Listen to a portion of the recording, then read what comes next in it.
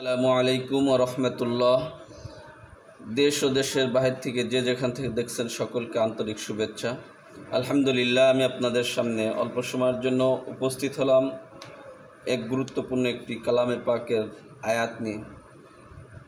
যারা যে সমস্ত মা ও বোনেরা স্বামীর যন্ত্রণায় ভুগছেন, যারা স্বামীর মন পাচ্ছেন না, স্বামী তার যেই সমস্ত মা বোনদের সাথে খারাপ আচরণ করেন, দুর্ব্যবহার করেন, দেরি না করে আলহামদুলিল্লাহ সুম্মা আলহামদুলিল্লাহ আপনি যদি কালামে পাকের এই আয়াতটা 14 বার তেলাওয়াত করে কোনো মিষ্টি জাতীয় দ্রব্যের উপরে, মিষ্টি জাতীয় খানার উপরে ফুঁক দিয়ে স্বামীকে খাওয়াই দিতে পারেন, তো আলহামদুলিল্লাহ আল্লাহর উপর ভরসা করে বলতে পারে ইনশাআল্লাহ আল্লাহ পাক আপনার স্বামীকে আপনার বাধ্যগত করে দেবে। আপনার স্বামী যতই আপনার অবাধ্য থাকুক না কেন, ইনশাআল্লাহ আপনার স্বামী আপনার বাধ্যগত হয়ে যাবে।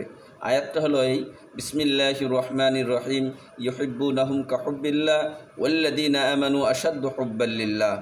আবার বলছি, ইউহিব্বুনাহুম কাহুব্বিল্লাহ ওয়াল্লাযীনা আমানু আশাদ্দু হুব্বাল লিল্লাহ। এই আয়াতটা আপনি 14 বার তেলাওয়াত করে কোনো মিষ্টি জাতীয় খানার উপরে ফুঁক দিয়ে খাওয়াই দেন, ইনশাআল্লাহ আপনার স্বামী আপনার বাধ্যগত হয়ে যাবে। আল্লাহ পাক আমাদের সকলকে অবাধ্য স্বামীর থেকে পরিত্রাণ দান করুন। আসসালামু আলাইকুম ওয়া রাহমাতুল্লাহ।